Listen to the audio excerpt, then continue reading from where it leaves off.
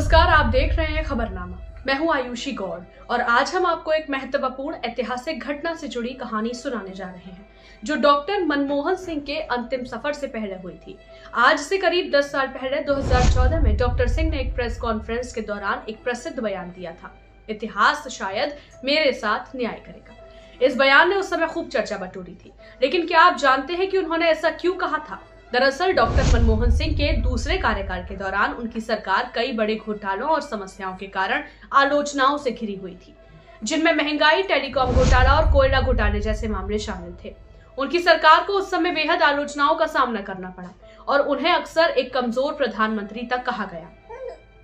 इस माहौल में जब वह 2014 के आखिर में प्रेस कॉन्फ्रेंस कर रहे थे तो उन्होंने यह कहते हुए विश्वास व्यक्त किया था कि वर्तमान में जो भी बातें कही जा रही हैं, इतिहास अपने आप में न्याय करेगा। डॉक्टर मनमोहन सिंह ने कहा था, मैं ईमानदारी से मानता हूं कि मीडिया या विपक्ष जो भी कहे, लेकिन मुझे विश्वास है कि इतिहास मेरे साथ न्याय करेगा।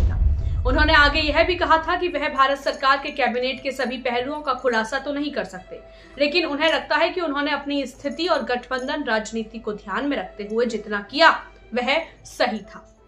I honestly believe that history will be kinder to me than the contemporary media or for that matter the opposition parties in parliament.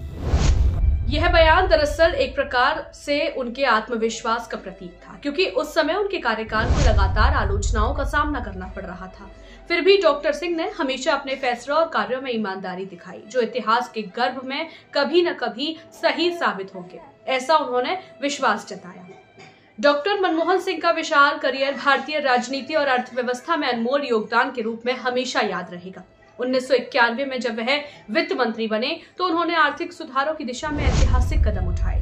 उनकी नीतियों ने भारत की आर्थिक दिशा और दशा बदलकर उसे वैश्विक मंच पर मजबूती से स्थापित किया।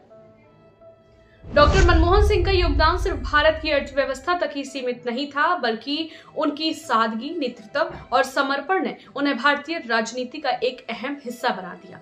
खबरनामा की ओर से हम उनके योगदान को याद करते हुए उन्हें श्रद्धांजलि अर्पित करते हैं। आपकी क्या राय है डॉक्टर मनमोहन सिंह की कार्यशैली के बारे में? कृपया अपने विचार कमेंट्स में साझा करें। धन्यवाद।